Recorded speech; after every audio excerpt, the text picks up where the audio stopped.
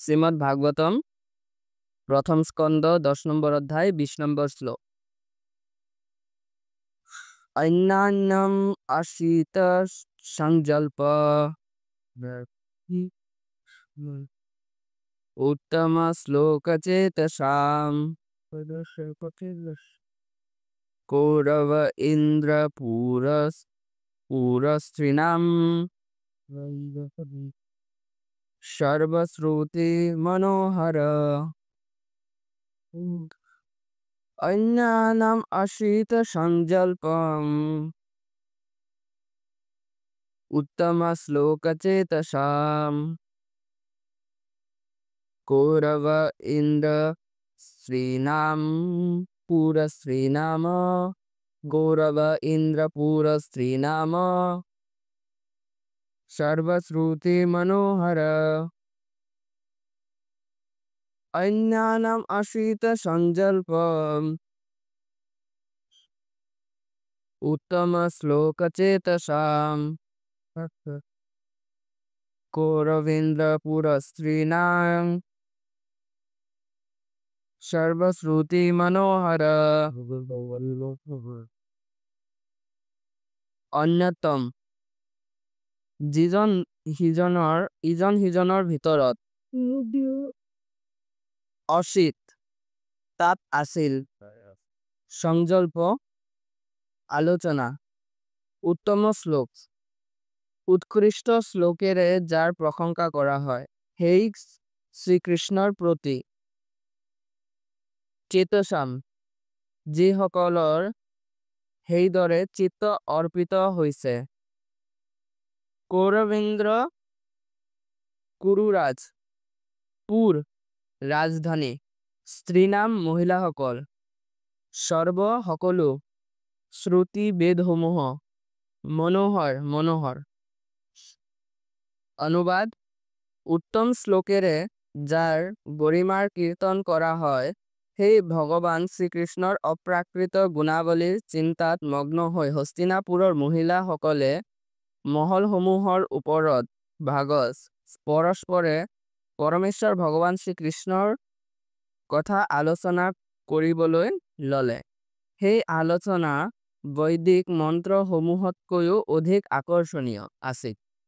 তাৎপৰ্য জগতগুৰু শ্ৰীল প্ৰভুপাদ কি ভাগৱত গীতাত কোৱা হৈছে যে সমগ্ৰ বৈদিক শাস্ত্ৰৰে লক্ষ্য হৈছে পৰম পুৰুষ পৰমেশ্বৰ শ্ৰীকৃষ্ণ।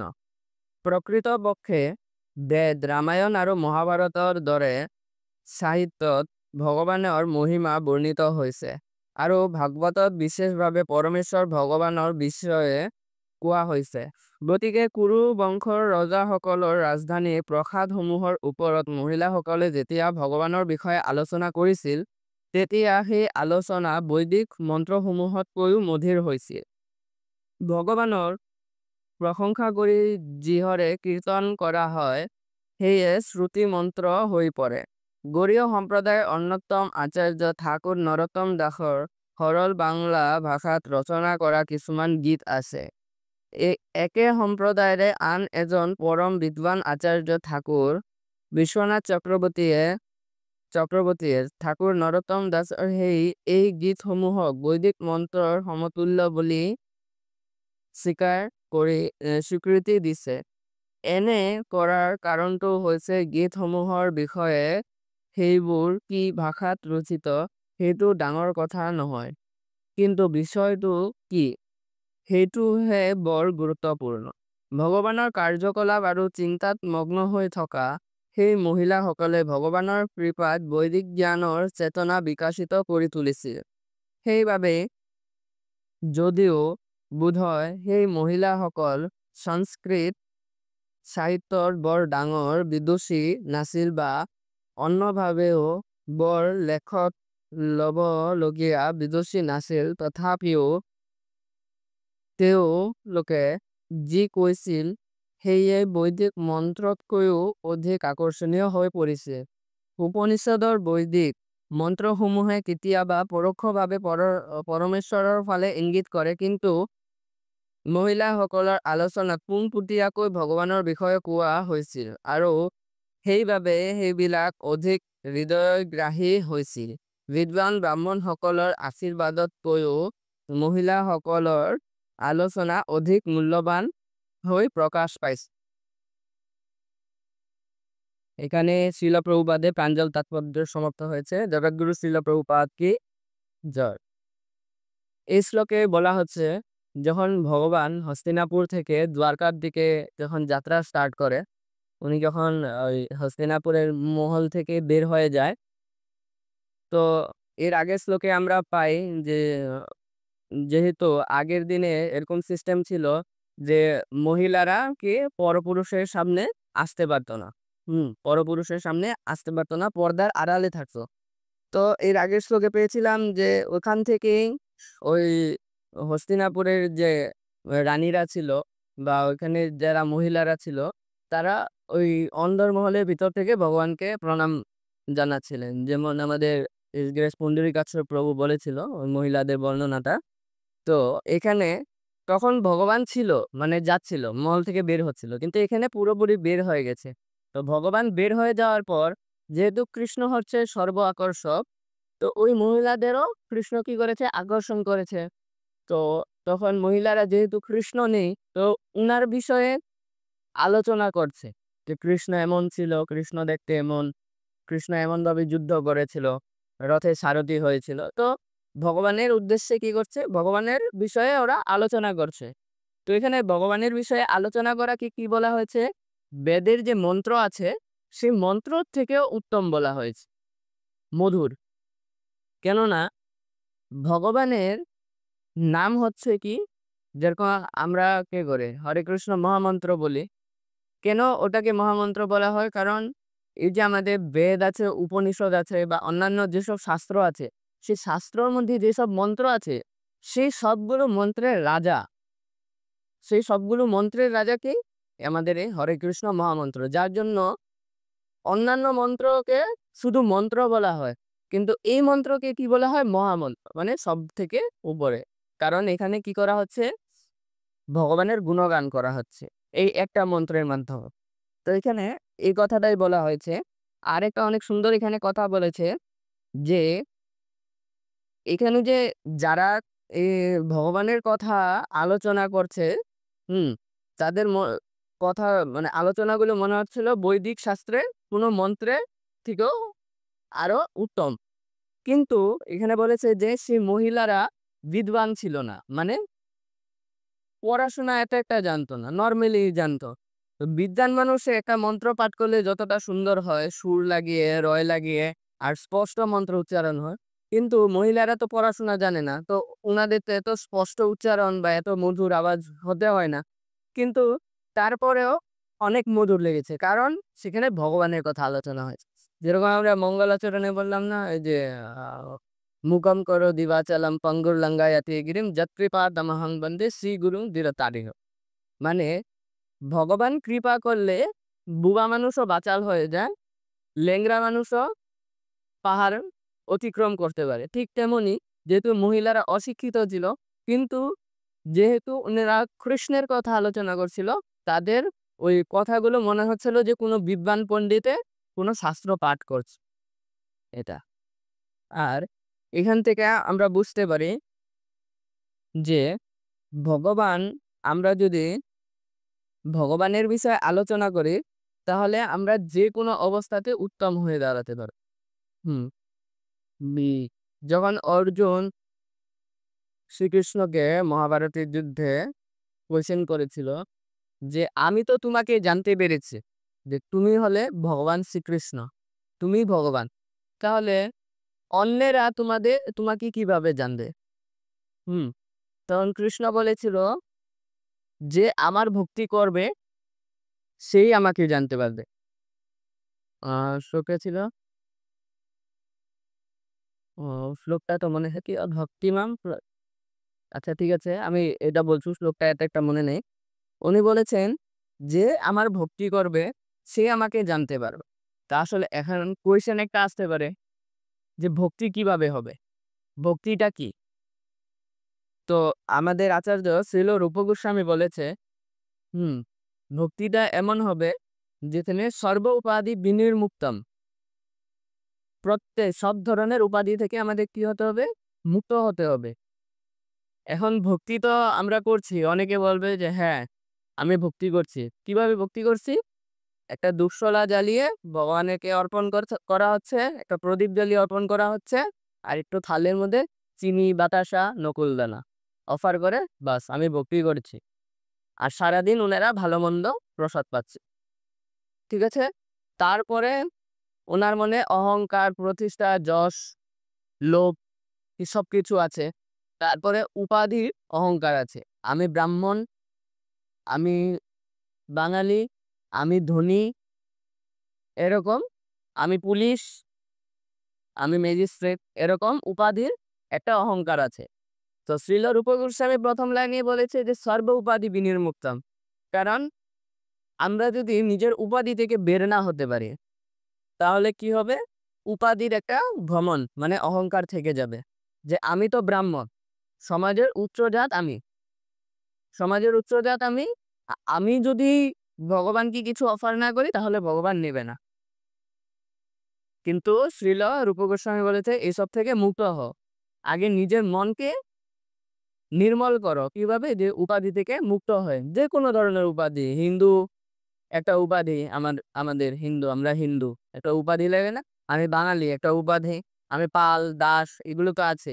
এসব ধরনের উপাধি থেকে মুক্ত হতে হবে। তারপর বলেছে আ শ্লোকটা আমি ভেঙে বলেছি, পুরোটা মনে নেই। তারপরে বলেছে ঋষিকেন ঋষিকেশ সেবয়া উচ্যতে। এনেকো আছে না? সেবয়া উচ্যতে। মানে বলেছে এই যে আমাদের শরীর, ৫টা ইন্দ্রিয় আছে আমাদের শরীরে। তো এই ৫টা ইন্দ্রিয় দিয়ে কি করতে হবে? এই যে ইন্দ্রিয়ের যে রাজা মানে ঋষিকেশ, ঋষিকেন ঋষিকেশ সেবয়া উচ্যতে। এই যে ঋষিকেশ বলতে ইন্দ্রিয়কে বুঝিয়েছে। ঋষিকেন মানে আমাদের শরীরের ইন্দ্রিয়গুলিকে ঋষিকেশকে কি করতে হবে? অফার করতে হবে। ঋষিকেশের সেবা করতে হবে। মানে আমাদের যেগুলো ইন্দ্রিয় আছে, সেই ইন্দ্রিয় দিয়ে ইন্দ্রিয়ের যে অধিষ্ঠাতা বা ইন্দ্রিয়ের যে রাজা ভগবান শ্রীকৃষ্ণ, যাকে আমরা ঋষিকেশ বলি, যেহেতু উনি ইন্দ্রিয়ের রাজা বলে উনাকে ঋষিকেশ বলা হয়। তো উনার সেবা করতে হবে এই পঞ্চেন্দ্রিয় দিয়ে। কিন্তু আমরা কি করছি? আমরা সেই ইন্দ্রিয়গুলো উপভোগ করছি। কেমন করে? যেমন নাক, কান, চোখ, জিহ্বা এবং ত্বক। নাক, কান, চোখ, জিহ্বা, ত্বক ৫ টা। নাক দিয়ে আমরা কি করছি? ১ম চোখ। চোখ দিয়ে আমরা কি করছি? চোখ দিয়ে সেই চোখটা আমাদের ভগবানের কাজে কিভাবে লাগাবো? ভগবানের সেই দিব্য যে বিগ্রহ আছে, সেই দিব্য বিগ্রহ দেখে, হ্যাঁ? বা শাস্ত্রের লেখাগুলো দেখে আমাদের সেই চোখটার ইন্দ্রিয় তৃপ্তি করতে হবে। মানে ভগবানের কাজে লাগাচ্ছি। কিন্তু আমরা কি করছি? সমাজের অনেক ভালো খারাপ অনেক কিছু আমরা দেখছি। তো সেই চোখ কি হচ্ছে? মিসইউজ হচ্ছে সেই ইন্দ্রিয়টা। আর আমাদের চোখ সবসময় খারাপ বস্তুর প্রতি অ্যাট্রাকশন বেশি হয়। কোনখানে মারপিট হচ্ছে আমাদের চোখ আগে ওইখানে যাবে। যে দেখি, মারপিটটা দেখি কিভাবে কি করছে। ঠিক আছে? তারপরও আসবে কান। কান, কানটা ভগবান বানিয়েছে শঙ্খের মতো ভিতরটা। ভগবান আমাদের যখন বানিয়েছে শঙ্খের মতো বানিয়েছে। যাতে এটা আমরা ছোট থাকতে শুনেছিলাম, আমাদের স্যার ম্যাডামরা বলত, যাতে আমাদের কানে দিয়ে খারাপ যেগুলো আওয়াজ আছে, খারাপ শব্দ যেগুলো আছে, সেগুলো যাতে একদম স্লোলি গিয়ে পায়, দেরি করে পায়। আর ভালো যেগুলো আছে সেগুলো যাতে তাড়াতাড়ি পায়। হুম। তো কতটুক সত্য বা মিথ্যা আমি জানি না। মানে উনারা বলতো তা আমি বললাম কথাটা। তো কানকে আমরা কিভাবে ভগবানের কাজে লাগাতে পারবো? ভগবানের সেবা করতে পারবো কান দিয়ে? ভাগবত কথা শুনে, ভগবানের আলোচনা শুনে, ভগবানের গুণকীর্তন শুনে, শ্রবণ। শ্রবণ করলে কি হবে? ওই কানের যে ইন্দ্রিয়টা দিয়েছে, কান নামক ইন্দ্রিয়টা, সেই ইন্দ্রিয় দিয়ে আমরা কি ভগবানের সেবা করতে পারবো। আর কান, যেমন চোখ আমাদের খারাপ দিকে তাড়াতাড়ি যায়, তেমন কান খারাপ শব্দ আগে শোনার চেষ্টা করে। দেখি বলেছে, ঝগড়া লাগলে এই যে গালিগালাজ করে সেটা আগে গিয়ে শুনবে কি করছে কা। তারপরে আসবে আমাদের নাক। সেই নাক দিয়ে কি করতে হবে? ভগবান ভগবানের যে সুগন্ধ অর্পণ করা হয়, সে সুগন্ধ আমাদের নাক দিয়ে নিতে হতে। তারপর ভগবানের যে সুস্বাদু প্রসাদ আসে, মহাপ্রসাদ হয়ে যখন আসবে, সে প্রসাদের যে সুগন্ধ ভগবানের অফার করা, সেই মহাপ্রসাদের সুগন্ধ নেওয়ার জন্য। কিন্তু আমরা কি করছি? অনেক ধরনের আমিষ আহারের সেসব গন্ধ আমাদের নাকে গেলে মনে হয় কি আরো বেশি ভাল লাগে। হুম। তারপরে অ্যালকোহল থাকা পারফিউম লাগালে সেগুলোর গন্ধ আমাদের বেশি অ্যাট্রাকশন করে। হয় না? কিন্তু না।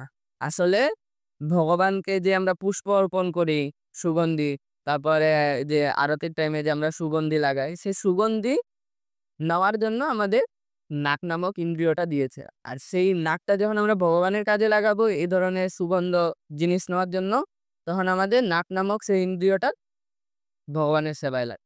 তারপরে জিহ্বা। জিহ্বা তো অনেক চঞ্চল। জিহ্বাটা বানিয়েছে কেন? যাতে আমরা ভগবানের সুস্বাদু প্রসাদ আস্বাদন করতে পারি। টেস্ট নিতে পারি জিহ্বা দিয়ে। কিন্তু আমরা পোড়াফাত ছেড়ে কি করছি? আমাদের জন্মের পরে থেকেই কি করেছে মা-বাবারা? আমিষ আহার গ্রহণ করাচ্ছে। আর সেই আমিষ আহারের টেস্টটা আমাদের জিহ্বা নিচ্ছে। আর নেওয়ার ফলে কি হচ্ছে? আমাদের নিজের ইন্দ্রিয় তৃপ্ত হচ্ছে। সেই জিহ্বাটা ভগবানের কাজে লাগছেই না। আসলে কিভাবে লাগাবো আমরা? ভগবানের সুস্বাদু প্রসাদ গ্রহণ করে। তারপর বলেছে ত্বক। ত্বক দিয়ে অনেক ধরনের আমরা ইন্দ্রিয় তৃপ্ত করি। যেরকম এই যে হেলান দিয়ে বসা, এটা একটা ত্বকের আরামদায়ক। গরম লাগছে এসি চালিয়ে দিলাম ত্বকের আরামের জন্য। ত্বকের ইন্দ্রিয় তৃপ্তি হচ্ছে। ঠান্ডার দিনে গরম জল দিয়ে স্নান করি। ত্বকের ইন্দ্রিয় তৃপ্ত। তো আমরা এই ত্বকের কাজকে কিভাবে লাগাবো? এই ত্বক তো সমস্ত শরীরে আছে। তো এই সমস্ত শরীর দিয়ে আমাদের কি করতে হবে? ভগবানকে সেবা করতে হবে। কিভাবে করবো? এই যে আরতি করে ত্বকের স্পর্শ হয়ে আরতি হচ্ছে। আমাদের যদি ত্বক না থাকতো, তাহলে আমরা কি মানে মাসলস গুলি থাকতো। তো মাসলস দিয়ে তো আমরা করতে পারতাম না, ব্যথা পেতাম শরীরে। হয় না? তো এই ত্বক দিয়ে ভগবানের সেবা এভাবে করতে হবে। হুম। তো এখানে ১ম এ ভগবান ভক্তির কথা বলেছে। তা ভক্তির কথা বলেছে, সে ভক্তির কথা যেহেতু কলির যুগের মানুষের বর্ণনা আমরা ১ম স্কন্ধে পেয়ে গেছি। মনে হয় আপনার ৬ না ৭ নম্বর শ্লোকে ১ম স্কন্ধের ১ নম্বর অধ্যায়ের। হুম। তো সেখানে মন্দবুদ্ধি বলা হয়েছে, অল্প আয়ুষ বলা হয়েছে মানুষকে, না? তো সেখানে যে ভগবান তো বলে দিয়েছে যে ভক্তি করলে আমাকে জানতে পারবে। কিন্তু আমাদের আচার্যরা জানতো যে এই কলিযুগের মানুষরা অনেকেই মূর্খ হবে। তো মূর্খ প্রকৃতি হওয়ার জন্য কি করেছে? উনারা সেইসব কথা আমাদের বুঝিয়ে দিয়েছে যে ভক্তি কিভাবে ভগবান তো বলেছেন যে ভক্তি করতে হবে। কিন্তু শ্রীল রূপ গোস্বামী সে ভক্তির ডেফিনিশনটা আমাদের দিয়েছে। তা আমরা তো ভক্তি করব। ভক্তি হলো, ঠিক আছে? আমরা নিজের ইন্দ্রিয় লাগিয়ে ভক্তি করলাম। সর্ব উপাধি থেকে আমরা মুক্ত হলাম। মুক্ত হওয়ার পর এখন আছে যে আমরা ভক্তি যে করব, সে ভক্তিতে আমরা আগে কিভাবে বাড়ব? হুম। আগে বাড়ার জন্য কি করতে হবে? সাধু সঙ্গর দরকার। একটা স্টোরি বলি, ঠিক আছে? সাধু সঙ্গ। তো সাধু সঙ্গ কতটা ইম্পোর্টেন্ট আমাদের জীবনে, এটা আমরা দেখতে পারি। একজন শিকারী ছিল। ঠিক আছে? উনি শিকার করতেন। আর শিকারটা কিভাবে করত? একটা পশু যাচ্ছে বা একটা হরিণ আছে। সে হরিণকে মারবে, তীরবিদ্ধ করবে। তীরবিদ্ধ করে সম্পূর্ণভাবে মারে না। একবারে মেরে ফেললে হয়ে যায়। ওই হরিণটা কম কষ্ট পায় কিন্তু ও একবারে মারে না। ওকে আধা মেরে ছেড়ে দিব। আর ও যখন লাফিয়ে, লাফিয়ে মরবে কষ্ট পেয়ে, পেয়ে তখন ওই শিকারীটা অনেক আনন্দ পায় যে কষ্ট পেয়ে মরেছে। তো একবার নারদ মুনি মানে ওই শিকারী শিকার করছিল তখন নারদ মুনি উনার সামনে এসে হাজির। বলছে যে, "তুমি যে এই পশু হত্যা করছো এটা তো মহাপাপ। ঠিক আছে? তারপরে আরেকটা তুমি কি পাপ করছো সবথেকে বেশি? এই পশুদের যে মারছো ওদের আধা মেরে কেন ছেড়ে দিচ্ছ? অর্ধমৃত অবস্থায় কেন ছাড়ছো?" তখন শিকারী বলে যে, "এই অর্ধমৃত অবস্থায় ফেলে রাখার পর তারা যে ছটফট করে, সেই ছটফটের থেকে আমার অনেক আনন্দ হয়।" মানে উনার মেন্টালিটিটা কেমন যে ছটফট করার ফলে উনার আনন্দ হয়। তখন নারদ মুনি তাকে এই ভাগবতের জ্ঞান দেয় সেই শিকারীকে। আর ভাগবতের জ্ঞান দেওয়ার পরে শিকারী বুঝতে পারে যে উনি কতটা বড় ভুল করেছে সারা জীবন। হুম। তো উনি জ্ঞান দেওয়ার পর উনার আত্ম উপলব্ধি হয়। আত্ম উপলব্ধি হওয়ার পর নারদ মুনি চলে যায়। হুম। তারপর অনেকদিন পরে আবার নারদ মুনি আসে সেই জঙ্গলে দেখতে যে শিকারী কি করছে। শিকারীর কি আত্ম উপলব্ধি যে হয়েছিল সেটা কি সত্যিই আত্ম উপলব্ধি হয়েছে নাকি উনি নারদ মুনির কে দেখানোর জন্য করেছে বা নরককে ভয় পেয়ে করেছে তেমন ব্যাপার। এসে দেখে সেই শিকারী জঙ্গল দিয়ে লাফিয়ে, লাফিয়ে আসছে। মানে এখানে এক পাও দিচ্ছে আবার আরেকটা লাফ দিয়ে আরেক পাও দিচ্ছে। তখন এমন করে নারদ মুনিকে দেখে সে নারদ মুনির সামনে আসে। নারদ মুনি তাকে কোয়েশ্চেন করে যে, "তুমি এমন করে কেন আসছো? নরমালি তো হেঁটে আসতে পারতে।" বলছে, "না, না, এমন করে না আসলে যদি আমার পায়ের তলে কোনো পোকামাকড় পড়ে মৃত্যু হয়, তখন তো আমার অপরাধ লাগবে।" তার মানে ভাবেন অল্প টাইমের জন্য সে সাধু সঙ্গ পেয়ে এত বড় তার জ্ঞান মানে যে বলে না অজ্ঞানাতিমিরন্ধস্য সে অন্ধকারের মধ্যেও আলো হয়ে সেই মানে আমাদের মনটা অন্ধকার হয়ে আছে এখনো। আর ভগবানের দিব্য জ্ঞান পাওয়ার ফলে কি হয়েছে? আলোকিত হয়েছে। আলোকিত হওয়ার ফলে কি হয়েছে? যে শিকারী শিকারকে অর্ধমৃত অবস্থায় ছটফট করে মরতে দেখে ভালো পায়, এখন সে শিকারী ভয় পাচ্ছে যাতে তার পায়ের নিচে কোনো পোকামাকড় এসে না মরে। তো সাধু সঙ্গ এতটা ইম্পর্টেন্স। তো যেহেতু সময় অনেক কম তার জন্য ছোট করে বললাম। ঠিক আছে? তো কি মানে সেটা 24 ৬ মিনিট আরেকটা করে তাহলে ঠিক আছে। তো ঐদিন আমি ইসকন গুয়াহাটিতে গিয়েছিলাম। তো এখানে একটা অনেক সুন্দর একটা ক্লাস শুনেছি। যে শিবানন্দ প্রভুর শ্রীমুখ থেকে।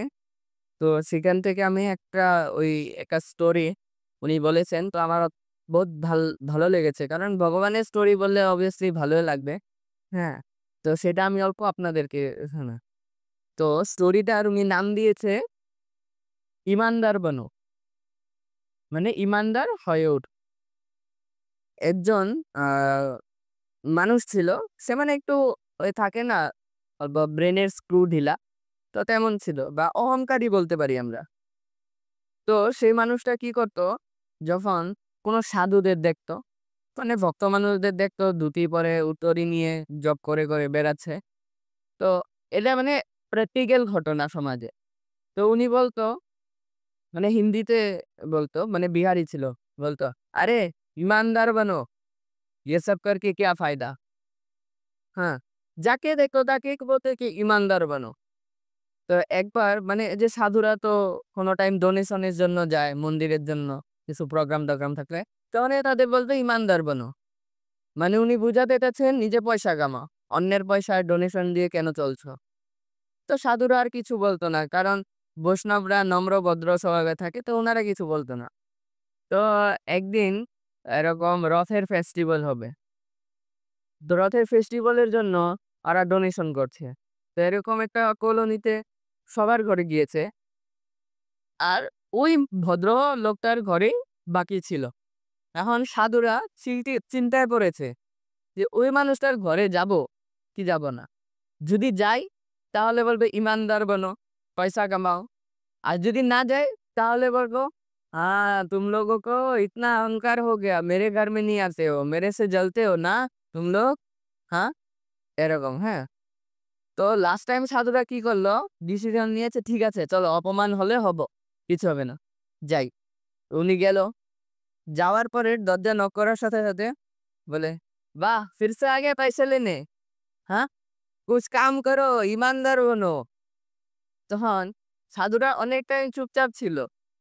তারপরে মানে উনি এভাবে বলতেই আছে, জ্ঞান দিতেই আছে, "কাজ করো, এগুলো ভক্তি-শক্তি করে কিছু হবে না। ভগবান তো পাথরের মূর্তি হে। হ্যাঁ, ওনার সেবা করলে কি হবে? অন্যের থেকে টাকা-পয়সা নিয়ে চলছো।" হ্যাঁ? তারপরে মানে কি অ্যাকচুয়ালি ওই মানুষটার মেন্টালিটিটা কেমন ছিল? উনি যে বলতো ইমানদার বলো, ওটা আসলে উনি মন থেকে বলতো না। উনি ভক্তদের উপর হিংসা হতো উনার। কেমন হিংসা? যে উনি সারা জীবন কাজ করছে। কাজ করে এত কষ্ট করার পরেও উনি শান্তি পায়নি সারা জীবন। আমরা যতই টাকাই কামাই না কেন, যদি আমরা ভাগবত ভক্তি না করি বা ভগবানের সঙ্গে যুক্ত না হই তাহলে শান্তি আসবেই না। সবসময় কিছু না কিছু প্রবলেম থাকবেই। আর ভক্তদের মনোভাব কি থাকে? প্রবলেম আসলে আমরা কি ভাবি? ভালো হয়েছে, ছোটতে বেঁচে গেছি। যদি ভগবান সহায় না করতো আরো বড় কিছু প্রবলেম। তো উনার তো এই মেন্টালিটি নেই। উনি ভাবতো উনি অনেক দুঃখী আছে, অশান্তির সৃষ্টি হতো উনার মনে। তার জন্য উনি বলতো যে ইমানদার বনো। সাধুরা তো কাজ করে না, যারা ব্রহ্মচারী বা সন্ন্যাসী উনারা তো কোনো ধরনের কাজ করে না। মানে টাকা কামানোর জন্য। উনারা ভগবানের সেবা করেই যা পাচ্ছে ভগবানের ওখান থেকে উনারা চলছে। ভগবানকে দিচ্ছে, নিজেরা চলছে। হ্যাঁ, তো ওটার জন্য উনার হিংসা হতো। তো উনি দরজা খুলে এভাবে বলল যে, "ইমানদার বানো, কুছ কাম করো।" অনেক টাইম জ্ঞান দিল। জ্ঞান দেওয়ার পর একজন ভক্তের ধৈর্যের সীমা মানে ভেঙে গেছে। উনি বলল, "ईमानदार का मतलब क्या समझते हैं आप?" তখন উনি থতমত খেয়ে গেছে। "হ্যাঁ? ईमानदार मतलब ईमानदार होता है?" "हाँ।" তখন বলছে, "कैसा है?" ভক্ত ওটাকে কইল, "कैसा ईमानदार?" কয়, "खुद पैसा कमाने का मतलब ईमानदार होता है।" "हाँ।" তারপরে কয়, "आप पैसा कमाते हैं?" कहा, "हाँ, मैं खुद पैसा कमाता हूँ। ये देखो मैंने 1.5 लाख का बिल भरा है करंट का बिल।" कहा, "अच्छा आपने बिल भरा है, क्यों?" कहे, "वो बल्ब जलाने का बिल भरा है, फैन चलाने का बिल भरा है।" ওকে আচ্ছা ভক্তটা বলছে, "ঠিক আছে, আপনি লাইট জ্বালানোর বিল ভরছেন। তাহলে এক কাম করেন, ওই যে দেখেন আকাশের দিকে" বলছে, "ক্যা হ্যায় উধার?" ওই যে আকাশে দেখেন ওই যে একটা বড় বাল্ব দিয়েছে না সূর্য নামের ভগবানের, সেই বাল্বের পয়সা দেন আপনি। জন্ম থেকে তো এখন আপনার 50-60 ইয়ার্স হয়ে গেছে। আপনি তো এই সূর্যের লাইট দিয়েই সারাদিন চলছেন। রাত্র হলে একটু লাইট জ্বালান, সেই লাইটের বিল ভরেন ৳1.5 লাখ। তাহলে এই সূর্যের বিল দেন। হ্যাঁ, ও আরো ভয় খেয়ে গেছে। হ্যাঁ, এখন কি হবে? ভগবানকে বিল দেওয়ার কথা বলছে। তারপর বলছে যে, "আপনার যখন করোনা হয়েছিল, তখন আপনাকে অক্সিজেন দেওয়া হয়েছিল। আর সেই অক্সিজেনের দাম নেওয়া হয়েছে।" হ্যাঁ, এমন সময় এসেছিল করোনা টাইমে সেই অক্সিজেনের অভাব হয়েছিল। একেকটা অক্সিজেন সিলিন্ডারের দাম ১০ গুণ ২০ গুণ বেড়ে গেছিল তখন, হয় না? তো ওই ভক্ত বলল যে, "জন্ম থেকে মৃত্যু পর্যন্ত আপনি যে অক্সিজেন নিবেন, অক্সিজেনটা যে গ্রহণ করবেন ভগবানের শক্তি, সেই শক্তির পয়সা দেন, অক্সিজেনের পয়সা দেন। জল গ্রহণ করছেন, জলের পয়সা দেন। অন্ন খাচ্ছেন, অন্নের পয়সা দেন।" তখন সে ভয় পেয়ে যায়। আসলে আমরা আমাদের সমাজে কি হয়, একটা শক্তি এই যে এগুলো মাটি, জল, বায়ু এগুলো কি ভগবানের শক্তি। তো আমরা কি করি যে মেইন যে মেইন গোড়া তাকে চাই না। তার যে শক্তিগুলো আছে সেগুলো আমরা চাই। যে শক্তিমান তাকে দরকার নেই। কিন্তু শক্তিমানের শক্তিকে দরকার আছে। তো এই ইবান্দার স্টোরিটার মোরাল অফ দ্যা স্টোরি কি হচ্ছে যে আমরা কৃতজ্ঞ হতে হবে ভগবানের প্রতি। হয় না? আ আপনি এখন ভক্তি জীবনে আসছেন বলে আপনি জানছেন। না। কিন্তু আমরা যদি ভক্তি জীবনে না থাকতাম আমরা ভগবানকে জানতাম না। আমরা ভাবতাম সব তো প্রকৃতি থেকে আসছে। ন্যাচারাল বস্তু, সায়েন্টিফিক বস্তু।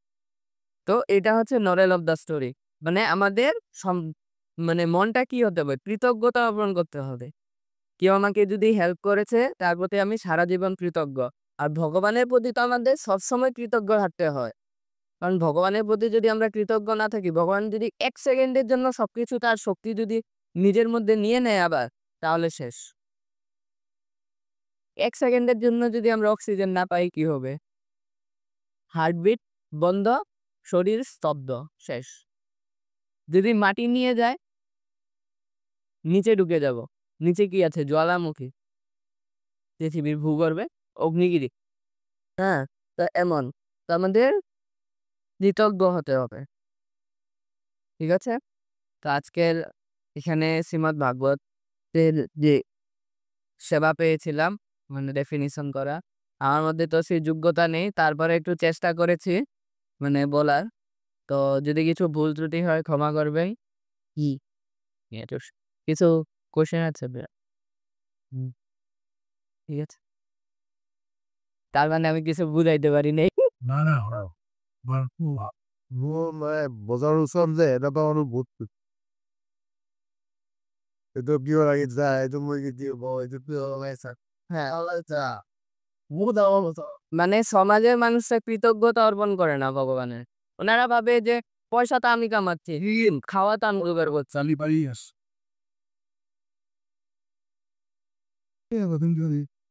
দিন দাঁড়িয়ে মুখে একটু দিয়া দেয়, মুখে একটু পড়া দেয়, জন্য পড়া দেয়, যেটা করতে হুম। আসলে ভগবান আমাদের কিছু কষ্ট দেয় না। আসলে ভগবান যদি মানে উনাদের তখন বলতে হবে যে যেরকম বলা হয়েছে না ভগবান বলেছে যে মানে দুঃখালয়ম অশ্বাসতম। পৃথিবীটা হচ্ছে দুঃখালয়ম। যেরকম আমরা দোকানে গেলে দেখি বস্ত্রালয় বা পাদুকালয় দেখি না? তো ওইখানে বস্ত্রালয়ে কিভাবে আমরা বস্ত্র পাবো? পাদুকালয় মানে জুতার দোকান। তো ওখানে আমরা জুতা পাবো। এখন যদি আমরা জুতার দোকানে গিয়ে বলি যে স্পোর্টিং দেখাও, তাহলে কি বলবে? পাগল আসছে। তো ঠিক এরকম পৃথিবীটা হচ্ছে দুঃখালয়। আর আমরা যদি এখানে সুখের পিছে দৌড়াই, সুখ খুঁজি তাহলে কি আমরা পাগল। সুখ আসবে, সুখটা হচ্ছে ক্ষণস্থায়ী। আর দুঃখটাও বলতে গেলে ক্ষণস্থায়ী কিন্তু দুঃখের সংখ্যাটা বেশি। দেখেন সিম্বলকে। ওই সাউথ ইন্ডিয়ান মুভিতে দেখায় না? এরকম হিরোর বা ভিলেনের গলাতে এরকম ধরে সে জলের ড্রামের মধ্যে ঢুকিয়ে দেয়। তখন কি মনে হয় আমাদের বিপদ আসছে। এই বিপদের সময় এই যে জলের ড্রামে ঢুকানোর সঙ্গে তুলনা করা হয়েছে। তখন আমরা কি ভাবি যদি আমাকে একটু উপরে উঠাতো আমি শ্বাস নিতে পারলে অনেক সুখ পেতাম, আরাম পেতাম। যখন ওকে উঠায় তখন ও জলদি শ্বাস নেয়। আর এই যে শ্বাস নেওয়াটা আমাদের সুখের সঙ্গেও তুলনা করছে। আমাদের জীবনে সুখের সময় আসে না? কিন্তু ওটা কি থাকে? চনমুহুর্ত। অল্পটা সময়ের মধ্যে কি হয়? নাই হয়ে যায়। আবার দুঃখ চলে আসে। সুখের সংখ্যাটা অনেক কম। ঠিক আমাদের এই যে ভগবান মানে মায়াদেবী, ভগবান না মায়াদেবী আমাদের সাউথ ইন্ডিয়ান মুভির মতন এরকম একবার জলে ঢুকাচ্ছে, দুঃখ দিচ্ছে, একবার একটু সময়ের জন্য খেয়ে সুখ দিচ্ছে, আবার দুঃখ দিচ্ছে। তো এই চক্র থেকে কিভাবে বের হতে হবে? ভগবানের ভক্তি করে। জন্ম মৃত্যু জরা ব্যাধি চক্র থেকে যদি আমরা বের না হই, তাহলে এই যে সাউথ ইন্ডিয়ান মুভির মতন জলে ঢুকবো বের হবে, জলে ঢুকবো বের হবে। ওটার জন্য প্রভুপাদ একটা বুকস দিয়েছে জন্মমিত্র পারাপার। এই যে beyond birth of death, birth and death. সেই গ্রন্থটা পড়লে আমরা সেই বিষয়ে আমরা সমস্ত কিছু জানতে পারবো। প্রভুপাদে প্রভুপাদের প্রত্যেকটা গ্রন্থ ওটার জন্য আমাদের বলা হয় যে শাস্ত্র পড়ার জন্য। হ্যাঁ, শাস্ত্র তো এই যে ভাগবত গীতা এগুলো আছেই। হুম, এগুলো পড়তে সময় দরকার। আজ কলিযুগের মানুষের কাছে সময় নেই। তো তার জন্য প্রভুপাদ সমস্ত শাস্ত্রকে ছোট বুকসের মধ্যে ভাগ করে দিয়েছে। ছোট বুকসগুলো পড়লে বড় বইটা পড়তে যেহেতু অনেক সময় লাগবে আর কোন শ্লোকে আমরা পাবো এটারও ঠিক নেই। জানি না যেহেতু অজ্ঞান আমাদের। তো প্রভুপাদ এই ছোট বুকসের মধ্যে অনেক সুন্দরভাবে ডেফিনিশন করে দিয়েছে। ঠিক আছে? তাহলে হরে কৃষ্ণ হরে কৃষ্ণ কৃষ্ণ কৃষ্ণ হরে হরে, হরে রাম রাম রাম হরে হরে। গ্রন্থরাজ শ্রীমদ্ ভাগवत की। जगतगुरु श्रील प्रभुपाद की। वंशाकल्पतरुभ्यश्च कृपा सिन्धुभ्य एव च पतितानां पावनेभ्यो वैष्णवेभ्यो नमो नमः। अनंत कोटि वैष्णव वृंद की। जगतगुरु श्रील प्रभुपाद की। पतित पावन गुरु महाराज की जय।